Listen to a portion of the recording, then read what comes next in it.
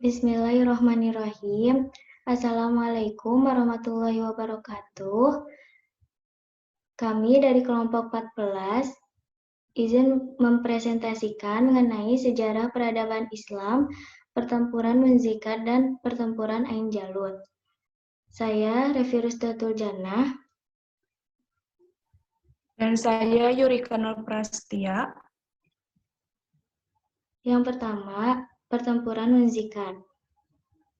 Salah satu peristiwa penting dalam gerakan ekspansi yang dilakukan oleh Alp Arslan atau penguasa Saljuk adalah peristiwa Munzikat pada tahun 1071 Masehi atau 464 Hijriah.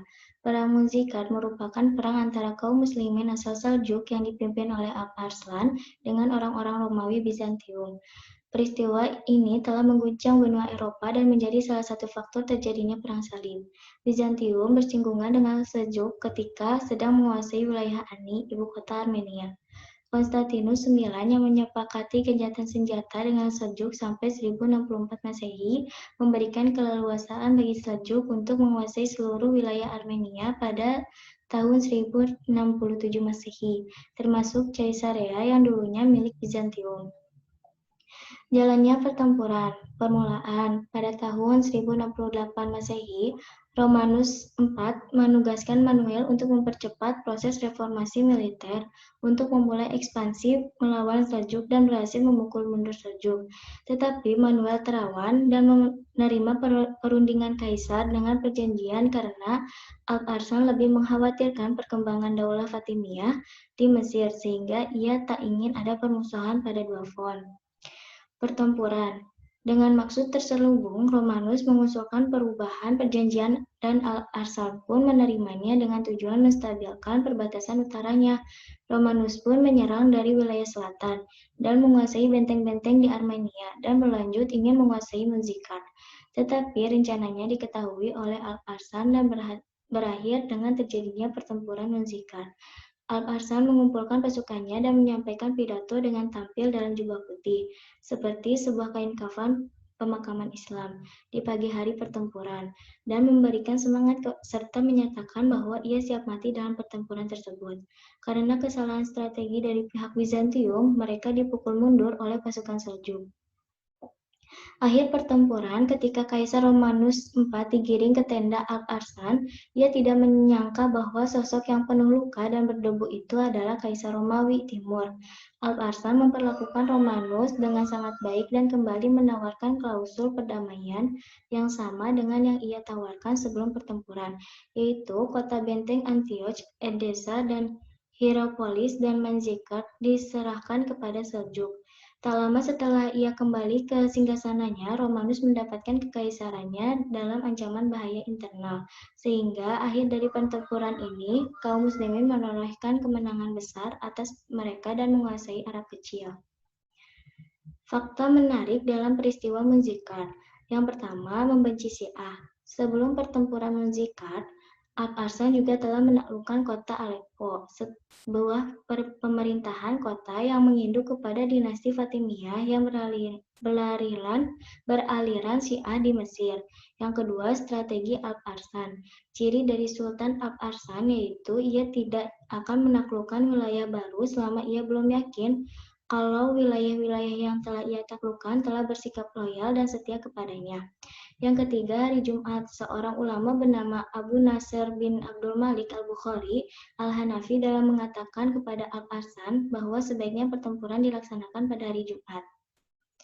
Yang keempat, pakaian putih. Pada saat peperangan, Alp Arslan memakai pakaian serba putih. Yang kelima, pasukannya sedikit. Jumlah pasukan yang jauh lebih sedikit dibandingkan jumlah pasukan lawannya. Yang keenam, peperangan. Sebelum peperangan dan ketika sudah berhadapan dengan musuh, Sultan Alp Arslan bersujud kepada Allah dengan melekatkan wajahnya ke tanah dan kemudian berdoa kepada Allah. Yang ketujuh, pengaruh pertempuran Munzikat. Pertempuran ini sangat berpengaruh dalam masa-masa selanjutnya, di mana mental Konstantinopel sudah cukup hancur dengan kekalahan telak ini. Peristiwa ini juga melemahkan pengaruh Romawi Timur di Asia Kecil, yang merupakan wilayah strategis Konstantinopel. Yang kedelapan, perlakuan Alp Arslan. Alp Arslan memperlakukan tawanan perang dengan sangat baik.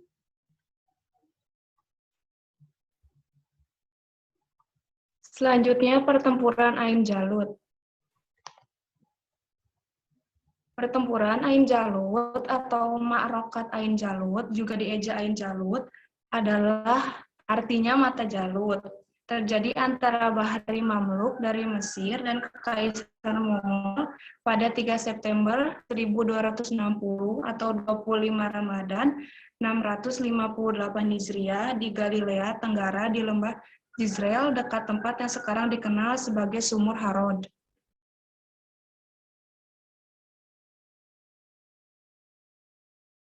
Selanjutnya,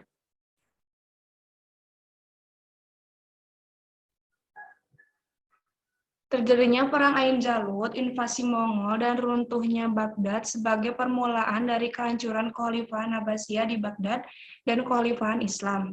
Orang-orang Mongolia menguasai negeri-negeri Asia Tengah, Gujarat, dan Persia, dan menguasai Asia Kecil. Dengan demikian, Irak telah terbuka di depan mata mereka. Ahmad Al-Husaini, 2007, halaman 258. Terjadi perguncangan dinasti Abbasiyah yang akhirnya banyak dinasti-dinasti kecil yang memerdekakan diri dari Baghdad. Salah satunya disebabkan pula oleh di bawah khalifah yang sudah memudar. Dinasti-dinasti yang sudah memisahkan diri itu antara lain Persia, Turki, Kurdi, bangsa Arab yang mengaku dirinya sebagai Khalifah Muawiyah di Spanyol, dan Fatimiyah di Mesir. Hulagukan, Panglima Mongolia, keturunan Genghis Khan, dan pasukannya menyerang Baghdad, yakni kota yang terletak di tepi Sungai Tigris dan merupakan kota terindah dan termegah di dunia pada masa itu. Dengan jumlah pasukan yang besar, mereka memenangkan peperangan sejak langkah pertama. Imbas pertempuran Ain Jalut.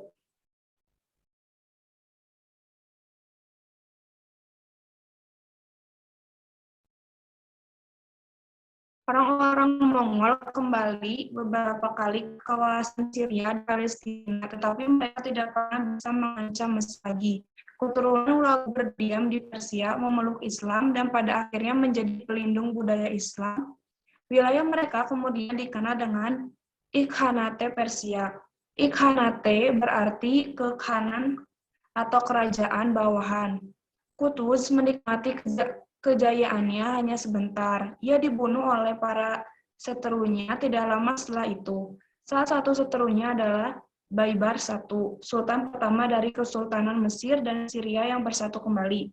Banyak orang yang menganggap penguasaan inilah pendiri rezim Mamluk yang sebenarnya. Pemerintahannya yang baru yang dijalankan dengan baik dan yang makmur bertahan selama 2,5 abad hingga 1517 Masehi. Selama periode sekitar 250 tahun, orang Mamluk mengusir para pejuang perang salib dari Tanah Suci, menggiatkan perdagangan dan industri, memajukan seni, dan mendirikan rumah sakit, masjid, dan sekolah. Di bawah kekuasaan mereka, Mesir menjadi pusat dunia Muslim yang tiada duanya. Pertempuran Ain Jalut tidak hanya mengimbas kepada Timur Tengah, pertempuran ini juga menentukan jalannya peradaban Barat. Seandainya orang Mongol berhasil menaklukkan Mesir, mereka mungkin bisa setelah kembalinya Hulagu terus melintasi Afrika Utara menuju Selat Gibraltar, kata majalah Saudi Aramco World. Mengingat pada saat itu, orang Mongol juga telah mencapai Polandia. Mereka bisa saja mengepung Eropa dari berbagai sisi. Sekian dari kelompok kami. Mohon maaf bila ada kesalahan. Wassalamualaikum warahmatullahi wabarakatuh.